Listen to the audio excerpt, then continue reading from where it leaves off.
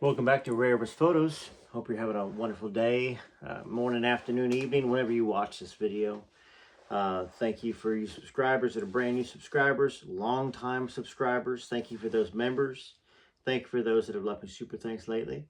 And thanks for the patience that y'all have shown with me getting back on the train of reading some books. We are going to read From Here to the Great Unknown. I know it's probably showing up backwards. It's just how things are sometimes with the camera. We're getting kind of closer to the end of this book, and it's been a read, and I think we need to read the Michael Edwards book, which I have behind me as well, because Lisa makes accusations in this book against Michael, and from what I've been told and what I read some of in the past, I'm wrinkled shirt, sorry about that, is that he kind of admitted to it. Admitted to having a crush on her, admitted to having feelings for her. So yeah, so let me see where we're at in this book. London.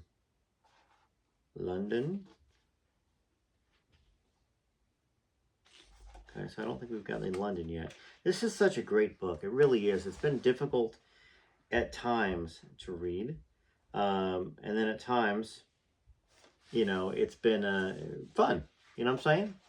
But if you haven't got a copy, there's different copies. If you're in Europe, you have the more edited version. I don't know whether you can get the regular version or not, but you can probably order it off of eBay. Where we finished reading this in this book was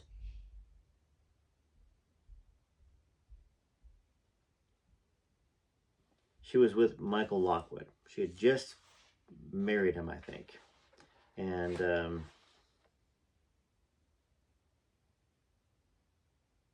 they went to Japan.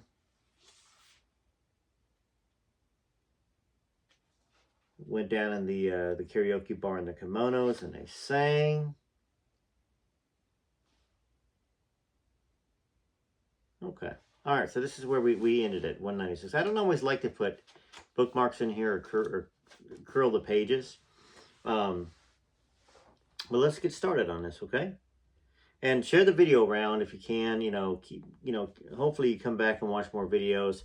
If you're interested in the books that I've been reading, you may have missed some of the chapters. And if you click on Rare Elvis Photos right below the video and you go to playlist, you can sort from newest to oldest. The oldest videos are obviously going to be video number 1, 2, 3, 4, 5, and just watch it in that order, okay? Here we go. My mom wanted desperately to have more children. This is Riley. She did many rounds of IVF, and eventually she got pregnant. During her pregnancy with my sisters, she rented a house in Montecito as the first chapter of a sort of fairy tale life she wanted to create for herself with her new babies. She was away from LA, and it was a beautiful summer, and we would spend these gorgeous days enjoying having her pregnant in her peaceful garden. My mom could strongly sense, in a deeply spiritual way, who these two beings inside of her were. She felt that Harper would be delicate and feminine and strong. Finley would be sassy and stubborn and sweet. And she was right. That's who they are. My mother was like a hurricane. Yet everyone notices how sweet and gentle her kids are. In October 2008, she gave birth to twin daughters, my dear sisters, Harper, Vivian, Ann Lockwood, named after Michael's mother, Ann Priscilla, and Finley Aaron Love Lockwood, named after Gladys and Elvis. Harper and Finley were just the sweetest little babies. They were born via C-section at Los Robles Hospital in Thousand Oaks. I, along with Michael Lockwood, was present when my mother had her C-section. When they came out, I remember thinking that they looked just how we thought they would. Both of them had these little cupid bow lips and heavy eyelids that we all have. I was 19, and they felt like my babies too. After my mom's C-section,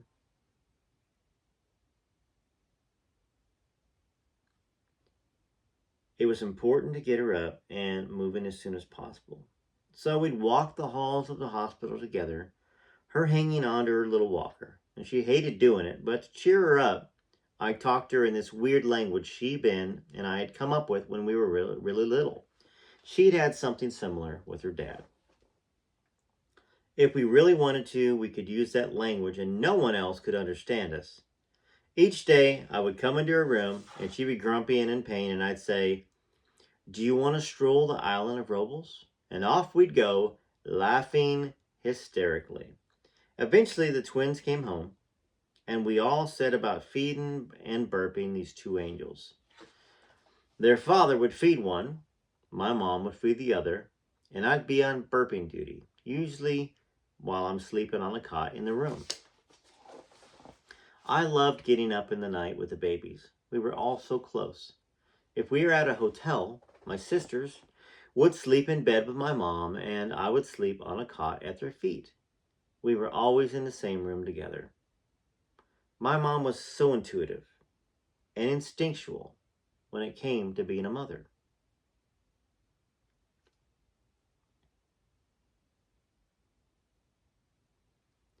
She knew instantly that Finley liked to be held this way and Harper that way.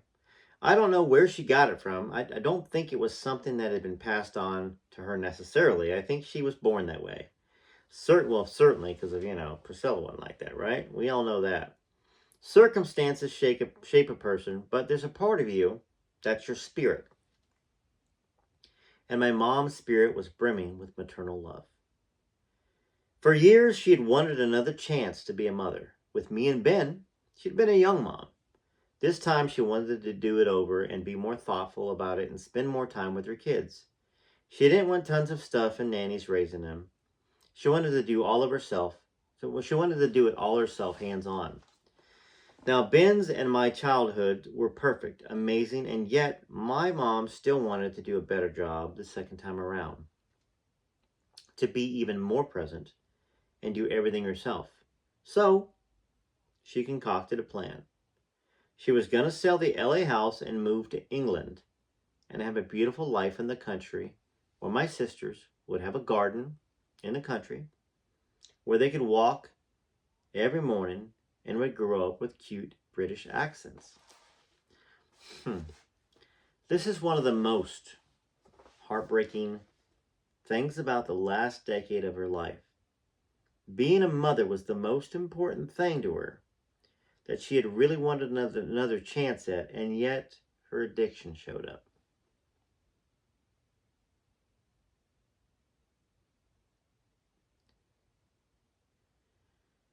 Riley writes, her father had been an addict, but there was a scant awareness of it in the 1970s. Back then, everyone in Hollywood seemed to be an addict, but there was no language for it. Elvis had thought that he was just doing what his doctors advised. If the doctor told him to take a drug to go to sleep and one to wake up, well, that's what he did. His intentions were pure, so there might have been a genetic component to my mom's addiction. Either way, it just waited around all of her life until right after my sisters were born, and then it showed up and burned everything down.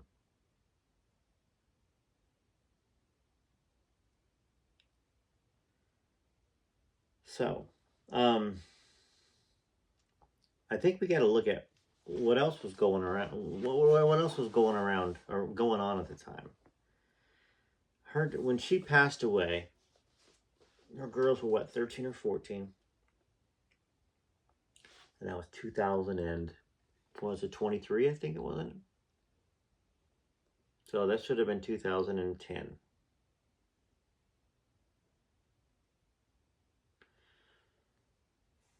So yeah, I mean, we could talk about it. Y'all can look it up on your own too. And yeah, I could probably pop the computer out and type up and say what happened with Lisa Marie's life, but I don't think it was the daughters. I don't think it was Harper and Finley. She was with Michael Lockwood, right? I think it probably had something to do with maybe her mom and Graceland and the investments and all the other stuff that because she left. She left the U.S. and went to, was it the end of her music career? Feeling like a failure? Riley continues.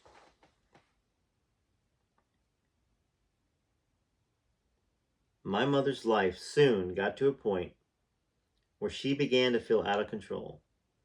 She had so many staff running everywhere for her, doing everything, that she didn't know simple things like how to turn on the living room TV. Well, come on, Riley. New remotes. There's probably the beginning of streaming. Smart TVs. Um, 5 different remotes for everything. I can see that personally. Okay, she had a great run, a whole decade of letting people in and trusting them. Yet, money was part of her life that she virtually had no awareness of. One day, she caught wind that a certain staff member had maybe misused the company credit card. She began to look into it and found that some staff members were overcharging her cards in ways that she didn't feel good about. Too many flights purchased, too many new phones, too many pizzas. Most of these staff members were also her best friends. They weren't thieves, maybe they just got a little lazy. But for my mother, it released the dormant feeling that everyone around her had an agenda. Sound familiar? Just 30 years prior, 40 years prior, with Elvis, right? With her daddy. Now, I would be remiss if I didn't say I think this probably coincided with the financial status of her crashing. And then, of course, you're looking closer at things, right? Before, it's fine, just do it. It's fine, it's good. They might have had permission, perhaps, even if if it wasn't something they maybe should have done. You know what I'm saying? When people think that there's endless amounts of money, you don't think it's hurting the other person. That's another way to think about it. I'm always trying to look at I don't want to say play devil's advocate, but kind of. All right, so these were her close personal friends. They weren't thieves, maybe they just got a little lazy. But for my mother, it released a dormant feeling that everyone around her had an agenda. Even deeper than that, she thought she was unlovable. The way she would handle these feelings was to exile people, regardless of how big or small the offense. At the end of that idyllic 10 years, virtually overnight, my mother had let everybody go at Hidden Hills. Friends, security, assistants, people she had known and loved for years, her religion. She just wanted everything gone. Let's talk about that for a second, okay? I don't want to judge, but at the same time, I'm not crazy about Scientology. Elvis wasn't crazy about it. It feels here that Riley wrote that, that's the reason, perhaps, for letting all those people go. She let go of her religion. She just suddenly wanted everything gone. Maybe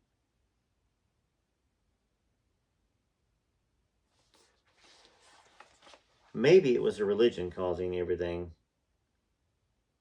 because those people, perhaps her friends, her assistants, were the ones in Scientology, perhaps, trying to control her. What do you think about that? Let me know in the comments what you think about that. One by one, they were sent away. The only people who remained were her children, Michael Lockwood, and, of course, my dad. Something in her heart had never left Graceland. Hadn't emotionally developed past when her father died. She said herself how much she wanted friends, but after nearly 40 years of contentious letdowns, people selling her out to the press, being irresponsible with her money, dating her for the wrong reasons, she learned to cut people out of her life and not look back. For the first time in her life, she wanted to be alone. One day, she left the house by herself, which she never did, and went to a little independent theater in Woodland Hills to watch any movie she could find, and they happened to be showing Into the Wild. Now, she didn't know anything about the film ahead of time. Her seeing that movie is the first thing I remember my mother ever doing by herself. I was concerned, but I was also thinking, what a serendipitous movie to have come upon, a film about a young, idealistic man setting out into the wilderness on his own, finding his identity through isolation. But the movie ends in tragedy. Sorry about that. That's a spoiler alert. If you're going to watch that movie or if you haven't watched it.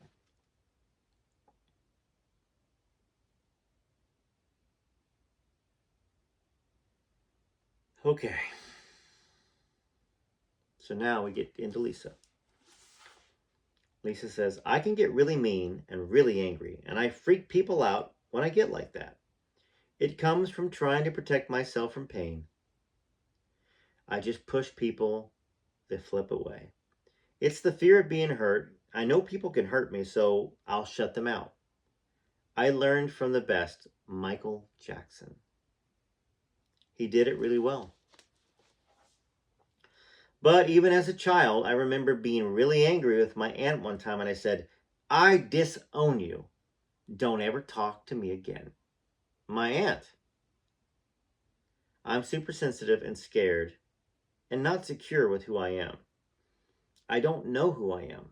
I never really got the chance to uncover my own identity. I didn't have a family. I didn't have a childhood.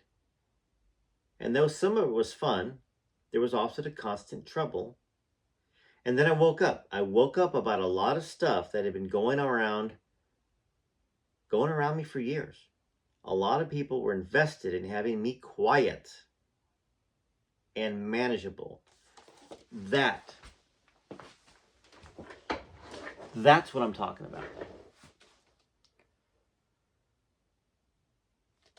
That's what I think was the reason for letting all the people go. They weren't friends. Riley's a young girl. She thought that they were friends. She thought Lisa was having a good time. But it seems that Lisa woke up to find out that she was being managed. She was being kept quiet. And that includes everybody in Scientology, I believe, including the people that were still in it.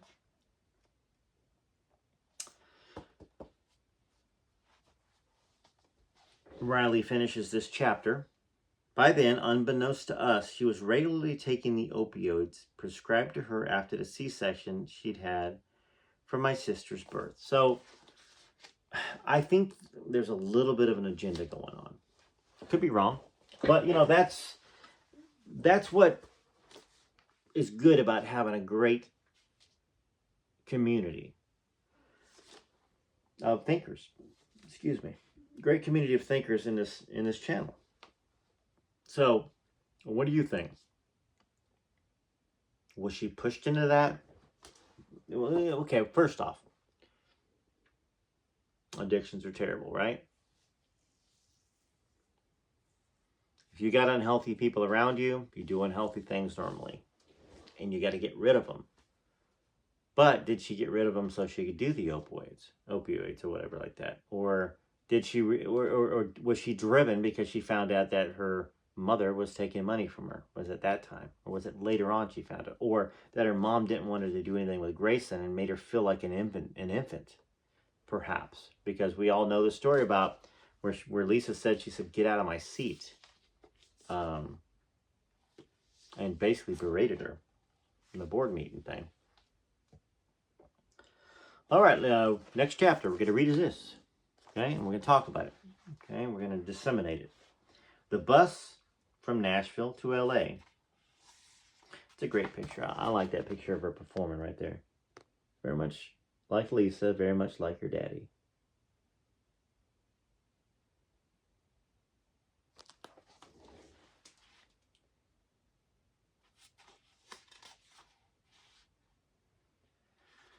This is Lisa. If you don't have something to keep you focused or some kind of purpose, it's hard out there. Life is not easy. Who doesn't want to get, influenced? Influence is I got to be careful what I say. So who doesn't want to, what's the opposite of low? You get, Um, Substances or drinking makes you feel great. But you have to have something bigger, bigger than that feeling, bigger than that happiness, bigger than that emptiness. If you don't, you're in trouble. Before I became addicted, I was focused. I wanted to know what the flip I was doing here. I wanted to know about life. I wanted to know about people. For a long time, I didn't want to flip around. I needed answers, whatever they were that had been my focus. But as soon as that was gone, I was off the rails.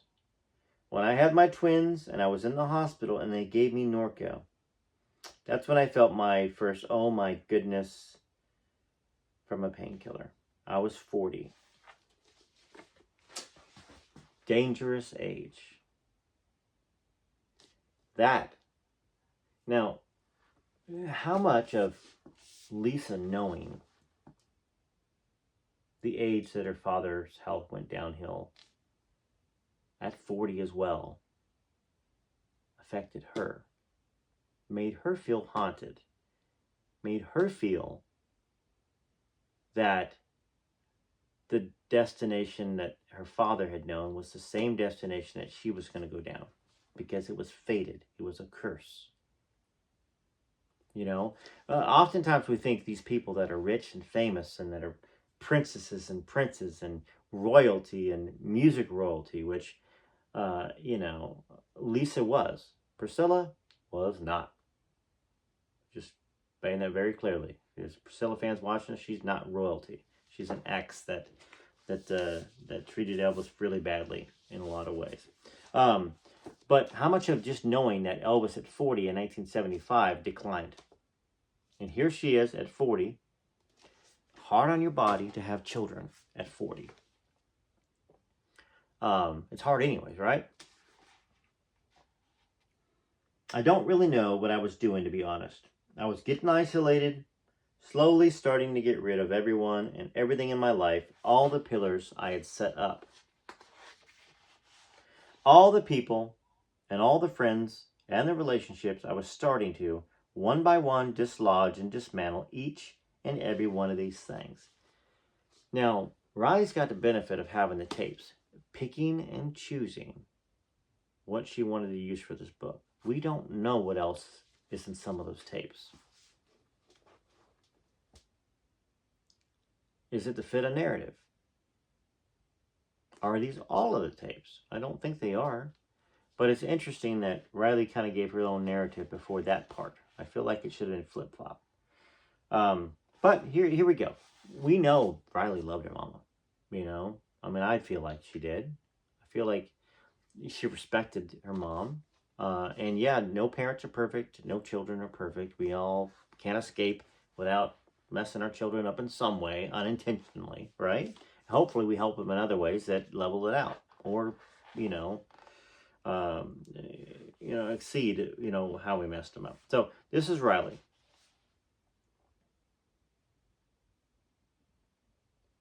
My mother had started by taking the medication for pain after her C-section, and then she progressed to taking them to sleep, like her daddy.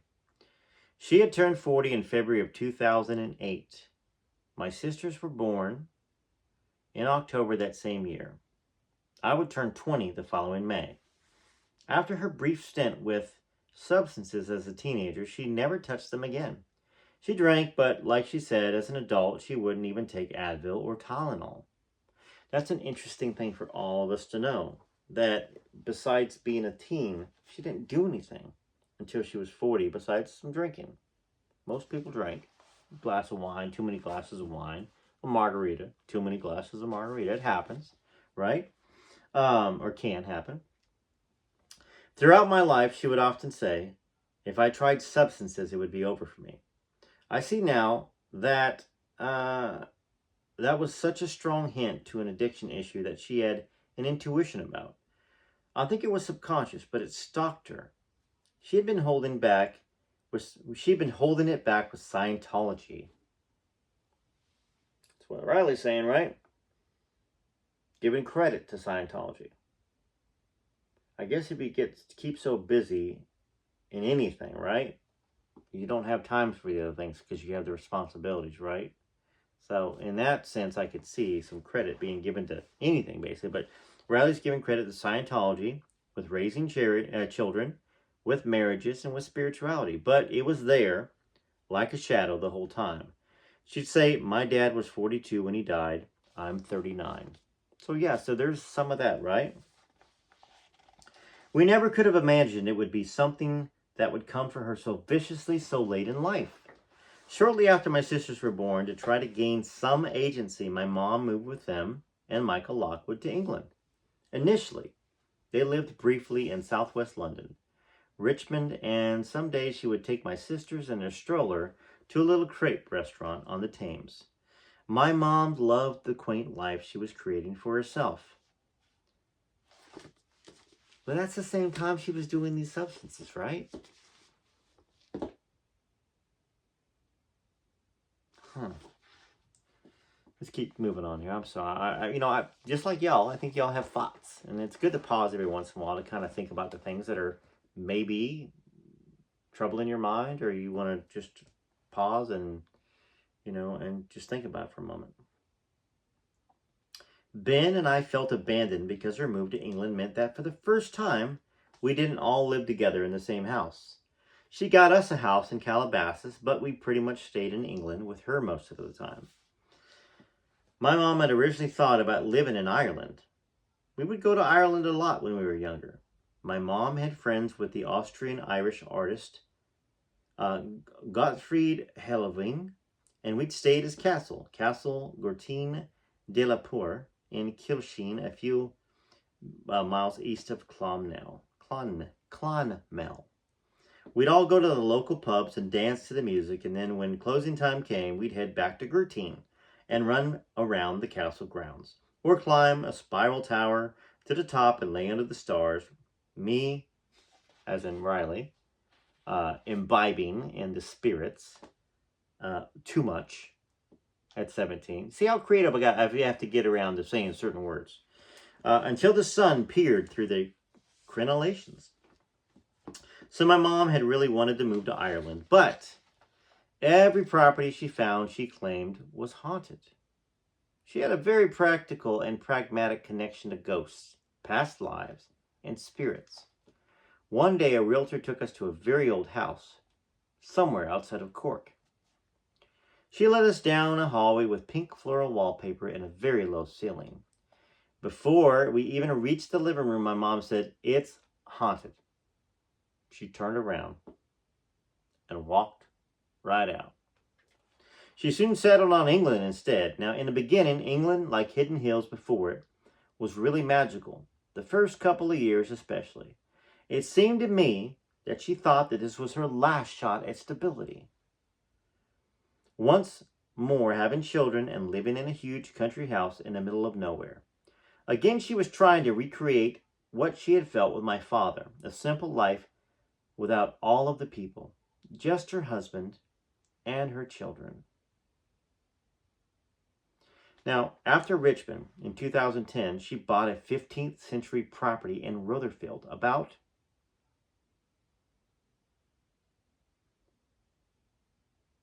30 miles northeast of Brighton on the south coast. The house had 50 acres, a gorgeous lake, sheep, horses, topiary. What's Topiary? Topiary. Even an orangery. I know what an orangery is. Oranges, right? It was truly beautiful, stunning. Sold me. I'd like to move there. Is it available? Maybe we can all pull all of our money together and move to those 50 acres. That's something that America, we have lost. We have lost the togetherness of family, of communities. And that is something that England and Ireland, places like that, still have. Now, once again, it's because we're so plentiful here in America. We have the means. We have the ability. Over there, not so much. And a lot of the land and property and all that stuff is held through generation to generation through generation. So, it's romantic to us to think about it. But in some ways, it's not as romantic to the folks that live there, But I love the idea of going to England, to going to Ireland, to going to Scotland, to going to Denmark, Sweden, Switzerland. And I don't know. We're going to continue reading. I don't know if I'm going to get there. I don't know. You know, when you have a family and you get children, and then there's flight, there's expenses, all the of doing it, bills to pay. You know, you might not, and you might not even live to the age that might afford you the flexibility and freedom. And I had children later in my life. You know, not just when I was 21. My first son was born.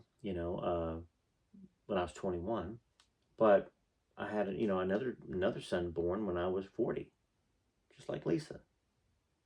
Yeah, because yeah, my youngest is 9, and I'm 28, 49. You know, we all have to age, but if we can keep it young in our mind. But I would love to go explore these places and not be stressed about work, life. See what the other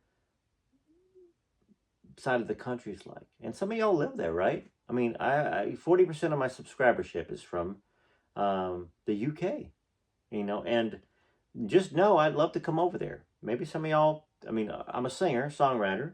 Um, so is my wife.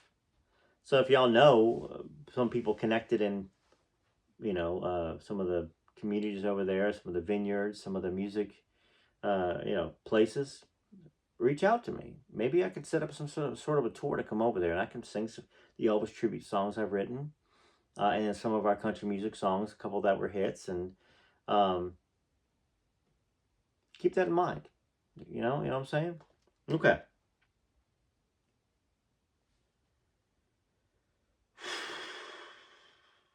It was also haunted, that house in Richmond.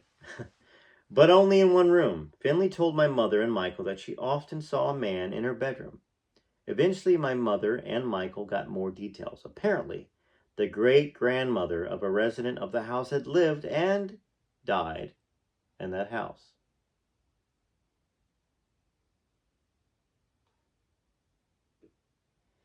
And the loud bangs that they all regularly heard around midnight were probably to do with the great grandmother who had, she had unalived herself in the barn many years earlier. The same barn that was now their living room. Okay? I'm trying to figure out how that works. The barn being the living room. If there was a house, maybe that house, the actual house was torn down, and maybe the barn was turned into a house or something. Okay, so my mom got very into gardening in England. She would plant radishes, potatoes, and carrots in the garden with my sisters, and also the first time she cooked. Now, she still had a chef, but she had more time on her hands, so she spent some of it in the kitchen. A couple videos ago, I said I was going to kind of share. I'm on a diet. It is difficult to stay on a diet or to not gain weight like Lisa gained weight at times when you're cooking. Because, gosh, I love food. I know y'all love food too. And it's not that I'm not unhappy. Not that I'm unhappy with how I look per se. Whatever. We all get older. Don't have 6-packs anymore. We're not all ripped, or if we ever were.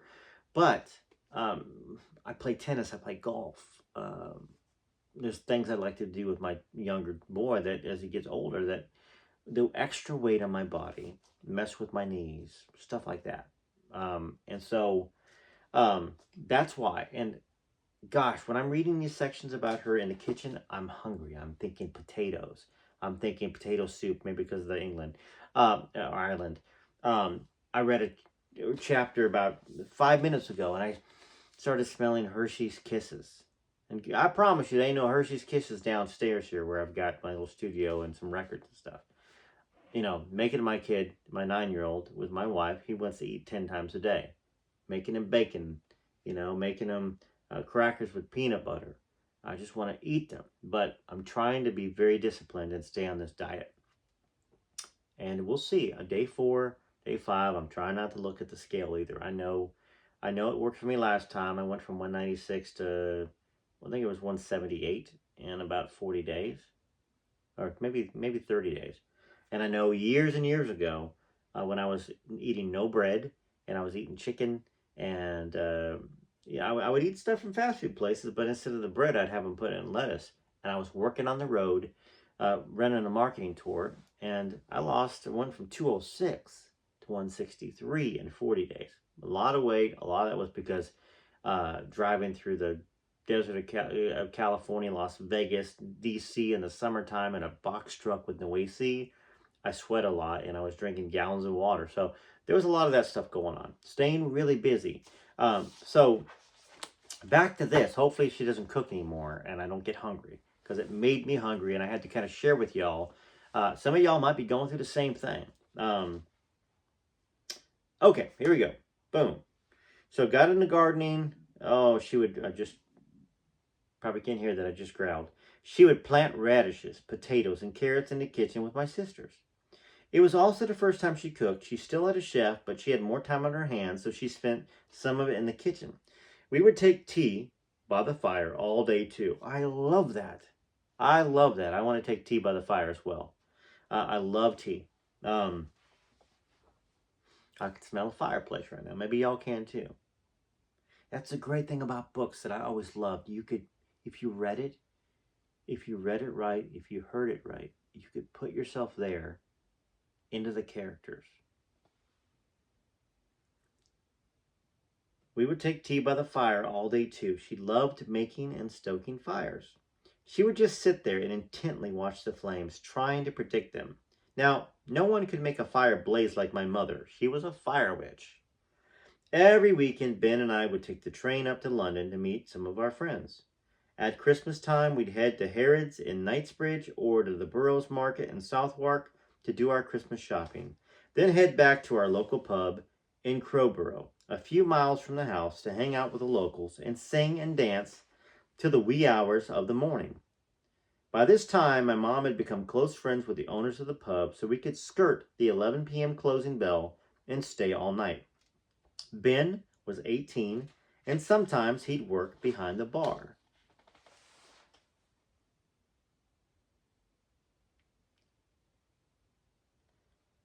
This was my mom's idea of living a small life. She still had a house manager, one security guard, one driver, a chef, and 2 nannies for the girls, which sounds like a lot. It is a lot, Riley, okay? It is a lot. But was a skeleton crew compared to what had been going on in California. Eventually, she'd create her own pub at the house where a bunch of the locals, including some new friends like guitarist Jeff Beck, his wife Sandra, and Sarah Ferguson, could hang out. Now, Sarah and my mom had a real loyalty towards each other.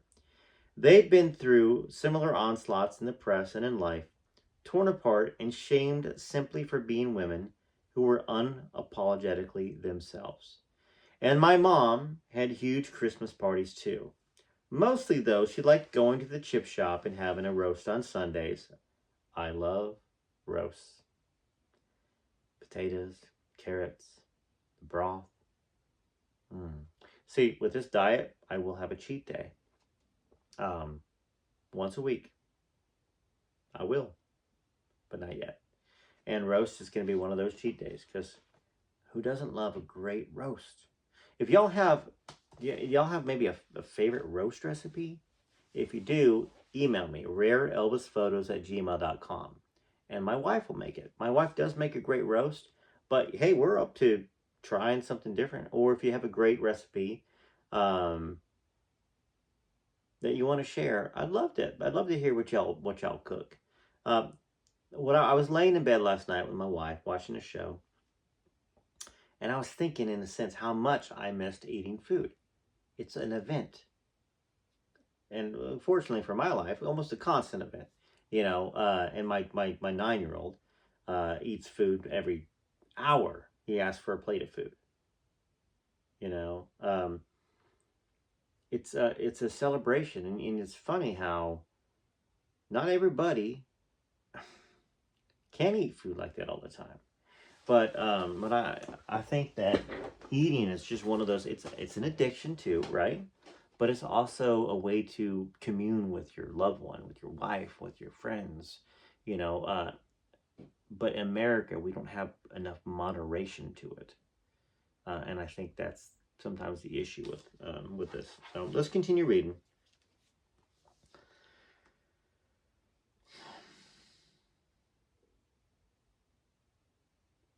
And my mom had huge Christmas parties too. Mostly, she liked going to the chip shop and having a roast on Sundays and gardening with my sisters.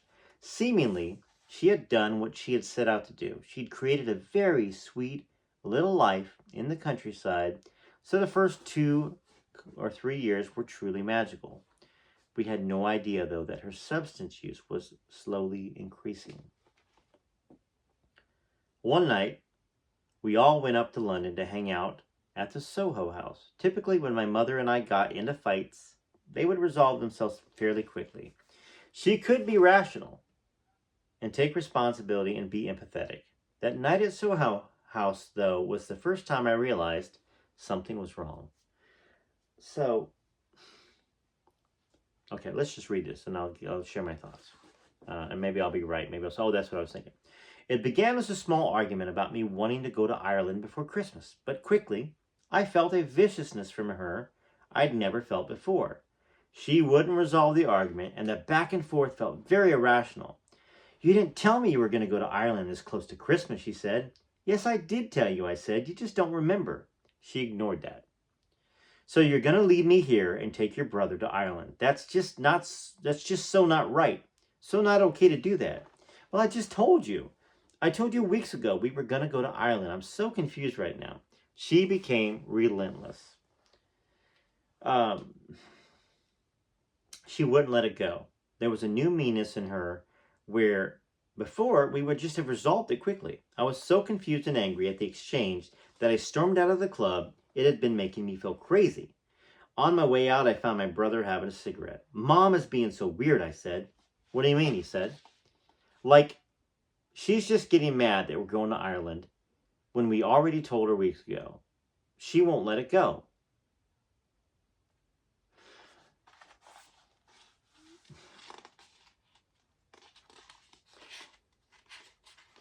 So,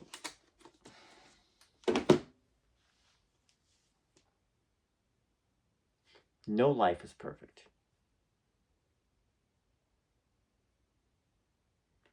We don't have guarantees that we're going to make it to 20, let alone 30, 40, 50, 60, 70, 80, 90, 100. If you live that long, and you might be begging God to take you. At least that's what I've heard some of the older folks say that get to be that age. And then some are grateful, but you lose everybody that you ever loved.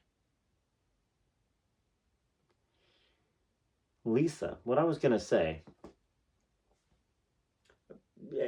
probably from the substance abuse, but a big portion of it would have felt that way to her anyways. It just exacerbated it. I mean, it just made it feel more strong with the substances that she was using. She didn't want to be abandoned during the holiday season. She didn't want to let go of her little girl and her little boy. The struggles of an adult parent that has adult children. Okay, that's used to having them around. Some of us are not that fortunate. Some are not. Their children leave, go move somewhere else. Some kids stay with parents. Like, right now my my 18-year-old's still at home, graduated high school, but my other children that are older, there's separation. There's separation of states, and I enjoy it when they call me or text me. You can hear my grumbling stomach. um, and when they come home for the holidays, or a summer trip or a spring trip, my son from California, Christopher, always love seeing him. They just came out and we spent some time in Gatlinburg. My son Jackson came down from Michigan, and we all got this huge, way too expensive place. It's a place that we would live at if we were rich, right? It's so expensive on Verbo. It's like $1,000 a night. But he had an indoor pool and all this other stuff. So it was really nice to spend 3-4 days there with the family. And anyhow, Lisa was sad. her darling Riley, her son Ben, they were going to Ireland without her. Kind of like like her father, like Elvis, who we all love, felt abandoned. We talked about how Jeannie LeMay Dumas had left that job as being a secretary, and he felt abandoned. He felt like he wasn't good enough. And I think that when you love people deeply and you expect people to be around always, you get disappointed and you get let down. You have to understand people have their own lives.